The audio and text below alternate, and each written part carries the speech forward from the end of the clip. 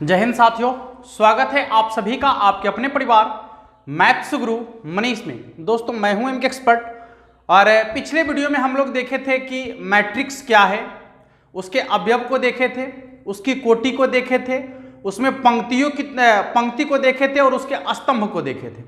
ठीक है, और आज हम इससे आगे बढ़ते हैं कि अवयव के कितने प्रकार होते हैं, यानी उसके कितने टाइप हैं, इस पर विचार करने वाले हैं। बारी बारी से देखिएगा, एक एक करके सभी प्रकार पर बात करेंगे हम लोग और बड़ी सावधानी से समझने का प्रयास भी करेंगे। सबसे पहला आपका है वर्ग अवयव यानी स्क्वायर मैट्रिक्स। अब जैसे कि आप लोग जानते हैं कि वर्गाकार ना, वर्ग का मतलब आप समझते हैं कि जितनी लंबाई उतना ही चौड़ाई। ठीक है, जितना लंबाई उतना ही चौड़ाई, वही आपका होता है वर्ग। यानी जिसकी लंबाई और चौड़ाई दोनों बराबर होता है वो आपका क्या कहलाता है, वर्ग कहलाता है। तो ऐसे आप इसको कह सकते हैं कि इसमें लंबाई और चौड़ाई क्या होता है, तो एक पंक्ति होता है ना, ऐसे ऐसे पंक्ति बनता है, ऐसे स्तंभ बनता है। तो जितना अवयव पंक्ति में उतना ही अवयव स्तंभ में। ठीक है, जितना अवयव पंक्ति में यदि उतना ही अवयव स्तंभ में हो जाए, कुल मिलाकर पंक्ति और स्तंभों की संख्या यानी जितनी पंक्ति उतना ही स्तंभ। क्लियर है, जितना पंक्ति उतना ही स्तंभ, यही आपका है वर्ग अवयव। जैसे देखिएगा, यदि आप इसको इस तरीके से देखें, मान लिया जाए कि कोई अवयव आपका है। ठीक है, इसमें हम यहां पर लिखे दो पंक्ति, या फिर इसको आप बदल सकते हैं, दूसरा अवयव यहां पर लिख सकते हैं। ठीक है, यहां देखिए, इसमें यदि आप देखते हैं तो दो पंक्ति है, ये पंक्ति है ना ऐसे, और दूगो क्या है, स्तंभ है। ठीक है, तो यदि किसी अवयव में पंक्ति और स्तंभों की संख्या समान हो जाए, यानी जितनी पंक्ति हो उतना ही स्तंभ हो जाए, तो वैसे अवयव को हम क्या बोलेंगे, वर्ग अवयव। वैसे अवयव को क्या बोलेंगे, वर्ग अवयव। जितनी पंक्ति उतना ही स्तंभ, वही कहलाएगा वर्ग अवयव। यदि किसी अवयव में पंक्ति और स्तंभों की संख्या समान हो जाए तो उसे कहेंगे हम लोग वर्ग अवयव। अब देखिए, इसमें दो पंक्ति है, दो स्तंभ है, तो यानी इसकी कोटि हो जाएगा 2 गुने 2 ना, इसकी कोटि क्या हो जाएगा, 2 गुने 2। अब दूसरा देखते हैं, मान लीजिए कि b बराबर यहां है 3 5 7 9 6 8 7 3 5, मान लीजिए ये आपका अवयव है। देखिए इसमें क्या दिख रहा है आपको, पंक्ति कैगो है, एक पंक्ति, दो पंक्ति, तीन पंक्ति। स्तंभ कैगो है, एक स्तंभ, दो स्तंभ, तीन स्तंभ। यानी इसमें पंक्ति भी 3 गो है और स्तंभ भी कैगो है, 3 गो है ना। तो पंक्ति और स्तंभों की संख्या क्या हो गया, बराबर हो गया। तो जब किसी अवयव के पंक्ति और स्तंभों की संख्या सेम हो जाए, बराबर हो जाए, तो उसे कहेंगे हम लोग क्या, वर्ग अवयव। उसे क्या कहेंगे, वर्ग अवयव।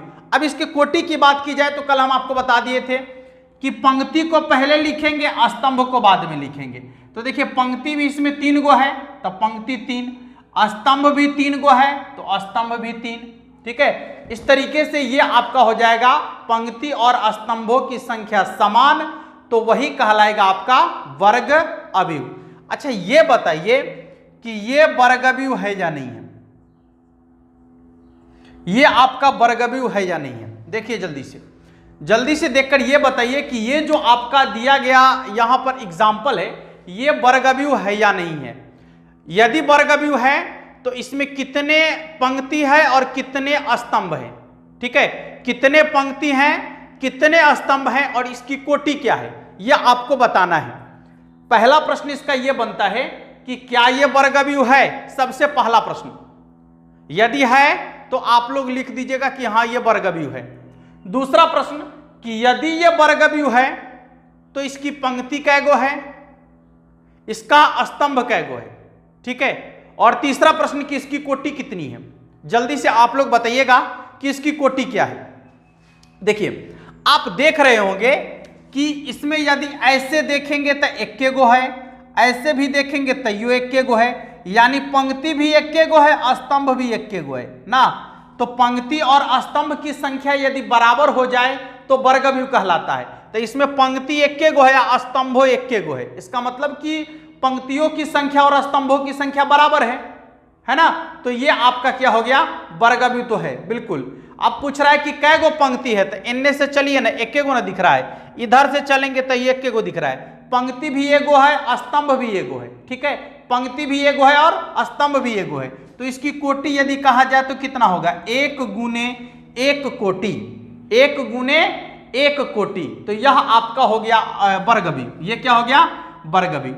अब एक चीज आप देखिए कि यदि आप इसका फंडामेंटल फॉर्म देखते हैं, यानी व्यापक रूप, सीधा समझिए, यदि इसका व्यापक रूप देखते हैं, सवाल डायरेक्ट यही पूछता है व्यापक रूप वाला।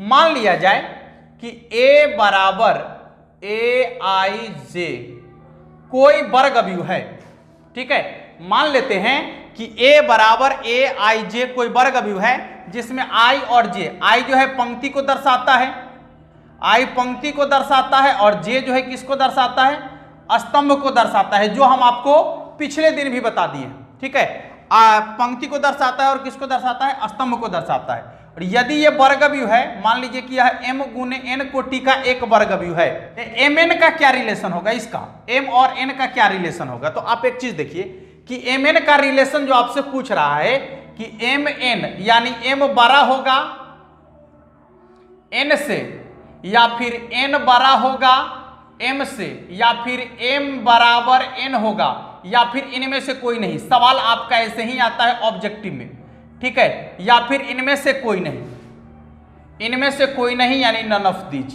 सवाल ऐसे ही पूछता है। तो आप जितने भी एग्जाम्पल अभी यहां पर देखे हैं उस पर नजर डालिए एक बार। एग्जाम्पल पहला देखे हैं, यदि आप इसको m मानते हैं, इसको n मानते हैं, तो देखिए दोनों का क्या है, बराबर है ना। यहां भी देखिए दोनों क्या है, बराबर है, यहां भी देखिए दोनों क्या है, बराबर है। तो यदि किसी अवयव के m और n का मान बराबर हो जाए, ये m n के जगह पर डायरेक्ट आप m गुने m भी लिख सकते हैं, या फिर n गुने n भी लिख सकते हैं। अब क्यों लिख सकते हैं ये आप समझ गए होंगे, क्योंकि दोनों तो बराबर है, जो m का मान है वही n का मान है, या फिर जो n का मान है वही m का मान है। क्लियर है। तो यदि m और n आपस में बराबर हो जाए तो वैसे अवयव को हम लोग वर्ग अवयव कहते हैं। क्या कहते हैं, वर्ग अवयव कहते हैं। क्लियर हो गया, वर्ग अवयव सबका क्लियर हो गया। सवाल आपका यहां से पूछा जाता है डायरेक्ट ये वाला कि यदि कोई अवयव a बराबर aij m गुने n कोटि का एक अवयव है, ठीक है, तो m गुने n कोटि का एक वर्ग अवयव है, तो m और n में क्या रिलेशन होगा, क्या m का मान बड़ा होगा n से, बताइए, बड़ा होगा वर्ग अवयव में, नहीं होगा।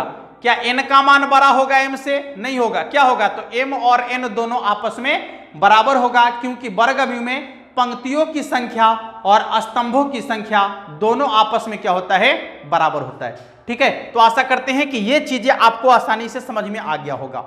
जब भी आप ये वाला सेम सेम देखिएगा, ये वाला सेम सेम रहेगा, तो आप कह सकते हैं कि वह क्या है, वर्ग अवयव है। या फिर आप यहां से अंदाजा लगा सकते हैं, यदि m गुने m लिखा हुआ रहेगा तो यो वर्ग अवयव है, n गुने n रहेगा तो यो वर्ग अवयव है। ठीक है, m गुने m रहेगा तो भी वर्ग अवयव, या फिर n गुने n रहेगा तो भी क्या कहलाएगा, वो वर्ग अवयव ही कहलाएगा। तो अब आप आसानी से वर्ग अवयव को पहचान सकते हैं, इसमें कहीं कोई दिक्कत नहीं होना चाहिए आपको। ठीक है, जितनी पंक्ति उतना ही स्तंभ, वर्ग अवयव, जितनी पंक्ति उतना ही स्तंभ, तो वर्ग अवयव। तो जब वर्ग अवयव आप देखते हैं तो ये वर्ग अवयव का आपको टोटल कॉन्सेप्ट समझ में आता है। वो वर्ग अवयव 1 गुने 1 कोटि का भी हो सकता है, या 2 गुने 2 कोटि का, या 3 गुने 3 कोटि का, 4 गुने 4, कुल मिलाकर पंक्ति स्तंभ बराबर वर्ग अवयव। ठीक है, तो आशा करते हैं कि आपको वर्ग अवयव आसानी से समझ में आ गया होगा। अब चलते हैं इसके अगले प्रकार की ओर कि इसका अगला प्रकार क्या है। देखिए, अब वर्ग अवयव पर आपको कुछ सवाल यहां दिया गया है। आपको क्या करना है कि यहां A B C D E, ठीक है, 5 अवयव दिया गया है, और इन पांचों अवयव में से आपको क्या करना है कि ये पहचानना है कि इन पांचों में से कौन वर्गव्यूह है। पहला इसमें सवाल नंबर 1 है कि इन पांचों में से कौन वर्गव्यूह है। पहला सवाल, कौन वर्गव्यूह है, कौन वर्गव्यूह है, यह पहला सवाल आपका है कि कौन वर्गव्यूह है। इसी में दूसरा सवाल है कि यदि वह वर्गव्यूह है तो उसकी कोटि क्या है, उसकी कोटि क्या है। और तीसरा सवाल है, ध्यान से सुनिएगा, जितने भी वर्गव्यूह यहां लिखे गए हैं सभी वर्गव्यूह की कोटि बताना है, सभी वर्गव्यूह की कोटि बताना है। सॉरी, जितने भी अवयव यहां लिखे गए हैं, क्योंकि सभी तो वर्गव्यूह नहीं है, जितने भी अवयव यहां लिखे गए हैं सभी अवयव की कोटि बताना है, सभी अवयव की कोटि बताना है, सभी अवयव की कोटि क्या है। ठीक है, यह पहला सवाल है आपका और इसमें 5 अवयव दिए गए हैं। दूसरा सवाल यहां पर आपको दिख रहा है, देखिएगा, दूसरा सवाल में आपका दिया गया है b बराबर bij m गुने n कोटि का वर्गव्यूह है। तो यदि वर्गव्यूह है, यहां पर देख लीजिए, m गुने n कोटि का यदि वर्गव्यूह है तो क्या होगा, क्या m का मान बड़ा होगा n के मान से, क्या m का मान छोटा होगा n के मान से, क्या m और n का मान बराबर होगा या फिर इनमें से कोई नहीं। यह सवाल काफी हिट सवाल है, आपसे एग्जाम में पूछा ही जाता है यह सवाल। ठीक है, तो इसको भी आप आसानी से बना लीजिएगा और ये 5 सवाल जो आपको दिया गया है इसमें आप आसानी से पहचान लीजिएगा और जो सवाल आपको दिया गया है उसको बना लीजिएगा। ठीक है, यहां पर 3 सवाल आपको दिए हैं इसमें बनाने के लिए, जल्दी से इसको नोट कर लीजिएगा। अब बढ़ते हैं इसके अगले टाइप की ओर कि अगला जो आपका मैट्रिक्स है वो कौन सा है। देखिएगा, जो आपका अवयव है वो है क्षैतिज अवयव यानी हॉरिजॉन्टल मैट्रिक्स। अब ये हॉरिजॉन्टल मैट्रिक्स क्या होता है, क्षैतिज अवयव। क्षैतिज कहने का क्या मतलब है कि ये जो आपको दिख रहा है ऐसे क्षैतिज, ये होता है क्षैतिज, ये हो गया ऐसे दिख रहा है, ये क्षैतिज है, यानी जो ऐसे है सोया हुआ है। ठीक है, उसको क्षैतिज बोलते हैं। और क्षैतिज में, क्षैतिज मतलब जो है वो ज्यादा होना चाहिए। ठीक है, ये ऐसे सोया हुआ ज्यादा होना चाहिए और ऐसे खड़ा जो है वो कम होना चाहिए। समझ में आ रहा है, यानी उसका लंबाई ज्यादा होना चाहिए और चौड़ाई तनी कम होना चाहिए। क्लियर है, लंबाई उसका ज्यादा होना चाहिए और चौड़ाई कम होना चाहिए, वही आपका कहलाएगा क्षैतिज अवयव। वही आपका क्या कहलाएगा, क्षैतिज अवयव, यानी वो लंबा ज्यादा होगा लेकिन चौड़ा कम होगा। तो अच्छा एक बात बताइए कि यदि लंबा ज्यादा होगा इसका क्या मतलब है कि उसके पंक्ति में अवयव ज्यादा होगा और स्तंभ में अवयव कम होगा। क्लियर है, पंक्ति में अवयव ज्यादा होगा और स्तंभ में जो होगा अवयव कम होगा। एक छोटा सा एग्जांपल लेते हैं, जैसे मान लीजिए कि यहां लिखिए a बराबर, देखिएगा a बराबर 2 3 4 और यहां लिखे 1 2 3। देखिए देखिए समझ में आ रहा है। यहां पर क्या है, देखिए यहां पर आपको दिख रहा है कि पंक्ति में 1 2 3 गो अवयव है, 1 2 3 गो अवयव है, लेकिन स्तंभ में कै गो है, 1 1 2 गो 1 1 2 गो 1 1 2 गो ना। आपको नहीं लग रहा है कि ये ज्यादा है पसरल, नहीं, आपको पसरल ज्यादा दिख रहा है। ऐसे ऐसे ऐसे नहीं है, ऐसे चौड़ा भेल एकदम पूरा यहां से यहां तक, सॉरी चौड़ा नहीं, ये लंबा हो गया ज्यादा। ठीक है, तो जब लंबा ज्यादा रहेगा तो उसको बोलेंगे क्षैतिज, उसको क्या बोलेंगे, क्षैतिज अवयव। लेकिन आप एक चीज इसमें देखिए कि क्षैतिज अवयव में क्या हो रहा है कि पंक्ति है 2 गो ना, स्तंभ कै गो हो गया, 3 गो ना। तो जब क्षैतिज अवयव की बात होगा तो उल्टा याद रखिएगा। क्या याद रखना है, क्षैतिज अवयव में पंक्ति कम होगा, स्तंभ ज्यादा होगा। ठीक है, क्षैतिज अवयव जब होगा तो उसमें पंक्ति कम होगा। ठीक ना, ये जो पंक्ति है इसकी संख्या कम होगा और ये जो स्तंभ है इसकी संख्या क्या होगा, ज्यादा होगा। समझ में आ रहा है, इसकी संख्या क्या होगा, ज्यादा होगा। यानी यहां पर देखिए, यदि हम देखते हैं तो इसमें 2 गो पंक्ति है लेकिन स्तंभ कै गो है, 3 गो है ना। और यदि आप इसको m और n के रूप में देखते हैं, ठीक है, तो m का मान छोटा होगा, n का मान हमेशा बड़ा होगा। नहीं, हमेशा m का मान यदि छोटा है और n का मान यदि बड़ा है तो वैसे अवयव को क्षैतिज अवयव कहेंगे, यानी हॉरिजॉन्टल मैट्रिक्स बोलेंगे। और कुछ एग्जांपल लीजिए आप, जैसे मान लीजिए b बराबर 1 2 3 देखिए पंक्ति नहीं दिख रहा है, ये लंबा ज्यादा है, ठीक है, लंबा ज्यादा है, तो इसको भी बोलेंगे हम पंक्ति अवयव। अब इसमें देखिए एक चीज कि पंक्ति कैगो है, एगो, स्तंभ कैगो है, तो एगो, दूगो, तीन गो ना, तो इसका कोटि होगा 1 गुने 3। कल आपको कोटि लिखना सिखाए है ना, तो इसका कोटि होगा 1 गुने 3। पहला वाला को m बोलते हैं, दूसरा वाला को n बोलते हैं। तो यहां भी देखिए m छोटा है और n क्या है, बड़ा है। m का मान छोटा है और n का मान बड़ा है, यही तो है आपका क्षैतिज अवयव। समझ में आ रहा है, यानी जिसमें आपको पसरल आगे मुहे ज्यादा दिखे, यानी जिसकी लंबाई ज्यादा हो और चौड़ाई कम हो, तो लंबाई ज्यादा तभी होगा जब m का मान छोटा होगा और n का मान बड़ा होगा। ठीक है, जब m का मान छोटा होगा और n का मान बड़ा होगा, अर्थात पंक्ति कम होगा और स्तंभ ज्यादा होगा। एक और एग्जाम्पल लीजिए, मान लेते हैं आपका एक एग्जाम्पल यहां पर देखिए,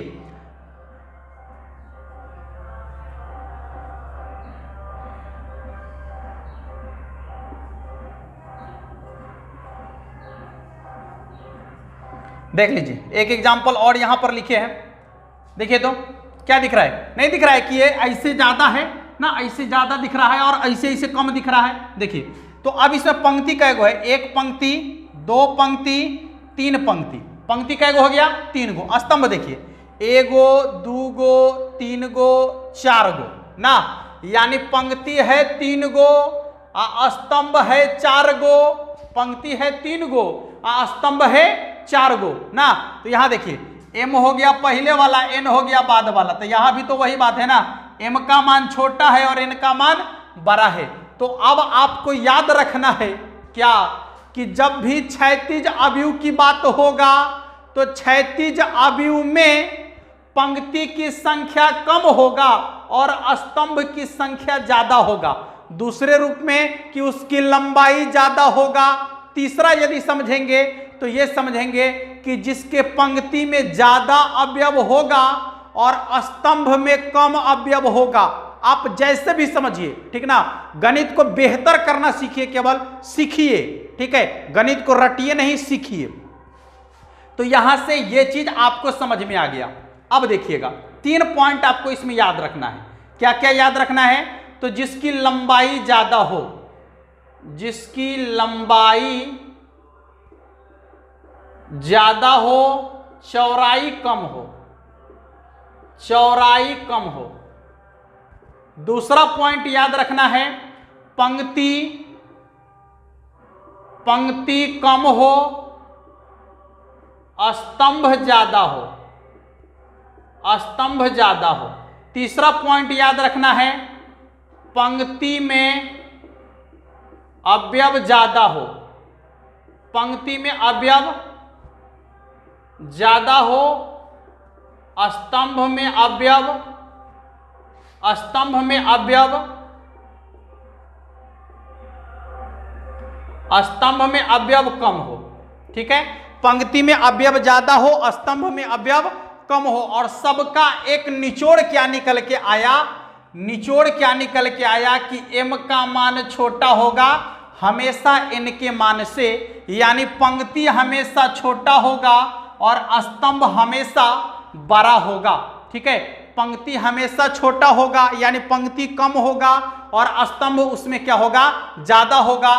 तो इसी को बोलेंगे हम लोग क्षैतिज अवयव। क्या बोलेंगे इसको, क्षैतिज अवयव। सबसे आसान पहचानने का तरीका यही है, सबसे आसान पहचानने का तरीका है कि जिसकी लंबाई ज्यादा हो, चौड़ाई कम हो। आसानी से पहचान लीजिएगा, जो लंबा ज्यादा रहेगा क्षैतिज है, जो आपका चौड़ा ज्यादा रहेगा, ऐसे ज्यादा रहेगा, जो ऐसे ज्यादा है वो क्षैतिज है, और जो ऐसे ज्यादा है वो आपका क्या है, स्तंभ है, या फिर उसको उदग्र कह सकते हैं। ठीक है, तो इसका ये फंडामेंटल है, यानी व्यापक रूप आप देख सकते हैं। इसका व्यापक रूप होता है कि यदि a बराबर aij कोई अवयव है जिसकी कोटि है m गुना n, यदि क्षैतिज अवयव है, यदि क्षैतिज अवयव है, यदि क्षैतिज अवयव है तो क्या होगा, पहला m का मान बड़ा होगा n के मान से, दूसरा m का मान छोटा होगा n के मान से, तीसरा m बराबर n होगा, और चौथा इनमें से कोई नहीं होगा, चौथा इनमें से कोई नहीं होगा। अब आपको बताना है कि इनमें से कौन सा सही है। क्षैतिज अवयव के लिए आपको ऊपर दिख रहा है, क्षैतिज अवयव होने के लिए m का मान छोटा n का मान बड़ा, यानी पंक्ति छोटा कम और स्तंभ ज्यादा। तो ऑप्शन नंबर बी इसका सही होगा, यानी ऑप्शन नंबर दूसरा आपका सही होगा। ठीक है, तो इसको नोट कर लीजिएगा। अब इस पर कुछ सवाल भी अभी हम देखने वाले हैं, जल्दी से इसको नोट कर लीजिए सभी लोग।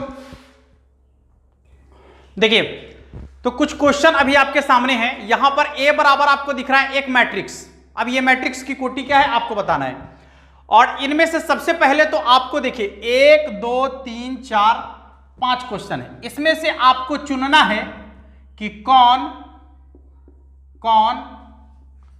क्षैतिज अवयव है, कौन क्षैतिज अवयव है। यह पहला सवाल आपका है कि कौन क्षैतिज अवयव, और दूसरा सभी की कोटि बताना है, आपको सभी की कोटि बताना है। तीसरा जो क्षैतिज अवयव है उसकी कोटि आपको अलग से लिखना है, जो क्षैतिज अवयव है इसमें से उसकी कोटि अलग से लिखना है, क्षैतिज अवयव की कोटि अलग से लिखना है, क्षैतिज अवयव की कोटि ये आपको अलग से लिखना है। ठीक है, तो 3 सवाल आपका इसमें बनता है, ये 5 क्वेश्चन और 3 सवाल इसमें आपको बनता है। इसके बाद ये जो सवाल आपका सबसे अलग लिखे हैं, ये सवाल बार बार एग्जाम में पूछे जाते हैं कि यदि कोई अवयव क्षैतिज अवयव है, ठीक है, वर्ग अवयव नहीं, सॉरी, यहां पर आपका होगा क्षैतिज अवयव, क्षैतिज अवयव। ठीक है, यदि कोई अवयव क्षैतिज अवयव है, a बराबर a i j m गुने n कोटि का यदि क्षैतिज अवयव है, तो m और n में क्या रिलेशन है, जो आपको भी बताए हैं कि क्षैतिज होगा तो उसकी लंबाई ज्यादा होगी, और जब लंबाई ज्यादा होगा तो उसमें अवयव ज्यादा होगा, यानी पंक्ति में अवयव ज्यादा होगा। ठीक है, और जब पंक्ति में अवयव ज्यादा होगा तो स्तंभ में अवयव कम होगा। दूसरी तरीके से कि पंक्तियों की संख्या कम होगा और स्तंभों की संख्या क्या होगा, ज्यादा हो जाएगा। तो वैसे कंडीशन में यहां पर देख लीजिए, पंक्तियों की संख्या कम और स्तंभों की संख्या ज्यादा, ये वाला इसका आंसर हो जाएगा। ऐसे आप लोग को पहले भी बता दिए, तो जल्दी से इसको नोट कर लीजिएगा, और ये 5 सवाल में से आपको छांट देना है कि कौन से जो है क्षैतिज अवयव है। जल्दी से नोट कर लीजिए। अब अगले इसका जो अगला टाइप है उसकी ओर चलते हैं हम लोग। देखिए, अगला जो आपका अवयव है वह है वर्टिकल मैट्रिक्स, यानी उदग्र अवयव। अब देखिए, उदग्र का क्या मतलब होता है कि जिसका जो, देखिए क्षैतिज में तो ये लंबा ज्यादा था, अब इसमें जो लंबाई होगा वो ऊपर से नीचे की ओर ज्यादा होगा। ठीक है, यानी जो ऊपर से नीचे की ओर ज्यादा होगा उसी को उदग्र बोलेंगे ना। ठीक है, तो उदग्र के लिए ऊपर से नीचे ज्यादा होना चाहिए। यानी एक एग्जांपल लेते हैं, पहले आसानी से समझिए, डिफिनेशन वगैरह सब समझ में आ जाएगा आपको। 1 2 3 4 5 6 दिख रहा है, देखे तो ये उदग्र है, नहीं ऊपर से नीचे की ओर ज्यादा है, और ये जो है आपका इधर से इधर की ओर ये कम है, नहीं। तो जिसका ऐसे ऊपर से नीचे की ओर लंबाई ज्यादा होगा उसे हम लोग कहेंगे उदग्र अवयव। क्या कहेंगे उसको? उदग्र अवयव। अब देखिए डिफिनेशन यहीं से निकलेगा। जब ये उदग्र अवयव है तो आप एक चीज देखिए, इसमें ये हो गया इसका पंक्ति, तो पंक्ति कै गो है? 3 गो। स्तंभ कै गो है? तो स्तंभ है 2 गो।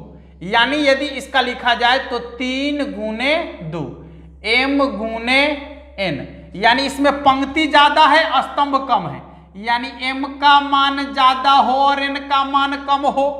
ठीक है, वैसा अवयव जिसमें पंक्तियों की संख्या जो है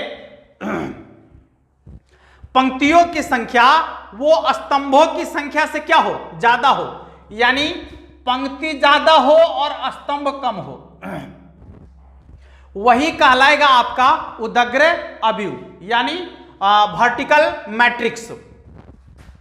एक एग्जाम्पल और ले लीजिए आप, मान लीजिए ये है, ये देख लीजिए, इसमें आप देखिए तो पंक्ति कै गो है? 1 पंक्ति, 2 पंक्ति, 3 पंक्ति।